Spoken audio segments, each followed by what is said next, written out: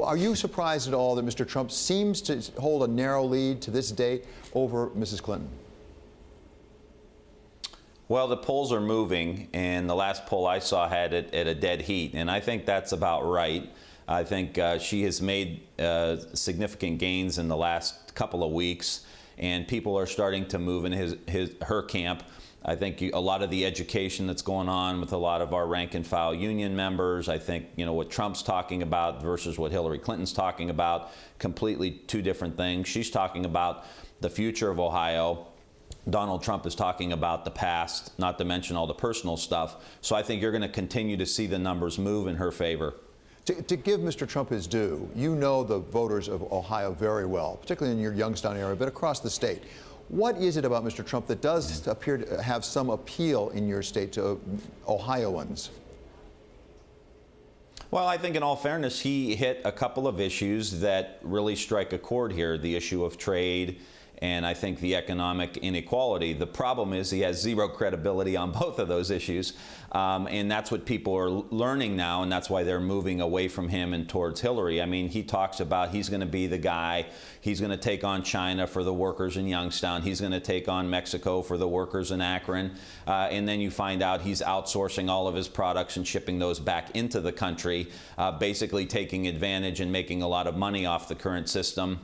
Had no problem with it. We have suit manufacturers here in Ohio that would have been happy to have that investment if he was so concerned really about that. You also have the issue of China and Chinese steel. And then you find out 2 out of his last 3 construction projects, he bought Chinese steel and aluminum.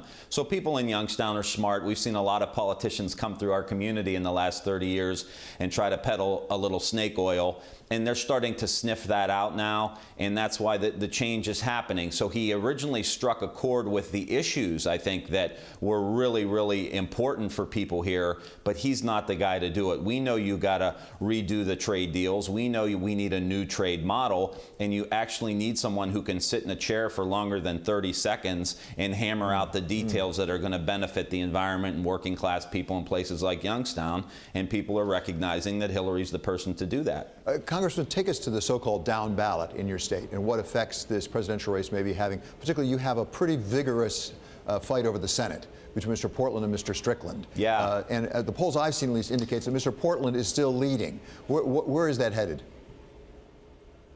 Well, it's interesting because Portman is leading, but the lead is narrowing.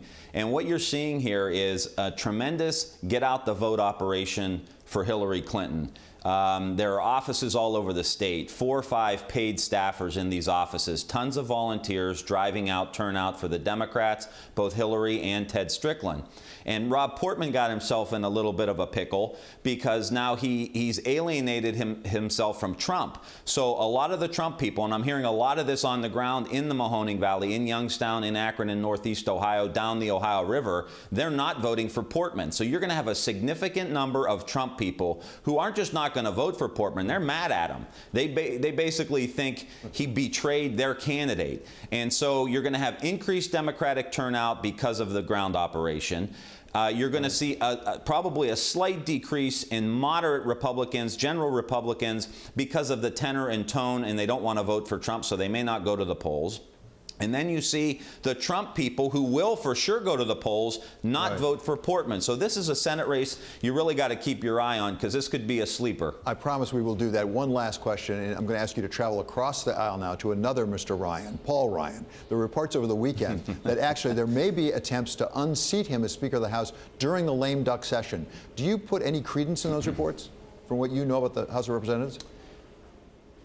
I've spent a lot of time in the last few years trying to figure out the Tea Party caucus in the House of Representatives, and I have not been able to do it. I'm glad I'm Tim Ryan and not Paul Ryan, I will say that, because I think it's a shame, but I think he's going to have a big fight on his hands. The Trump people, the real super ultra-conservatives, alt-right movement, I can see them wanting to take him out, and it may happen. He had some trouble even in the last Congress getting the votes. He had a few people peel off. And then John Boehner, towards the end of his tenure, had a lot more people peeling off and a lot more grumblings.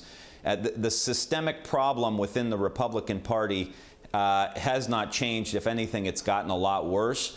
So it'll be interesting to see if they want to take him out. But the bottom line is, I think, we can pull this country together. We can agree on issues about rebuilding the country, a big transportation bill, basic tax reform, investments in the research and development, the sectors that are going to grow in the next 10 years. Right. And these guys on the alt-right want to take out anybody who wants to be constructive, and that may end up being Paul Ryan.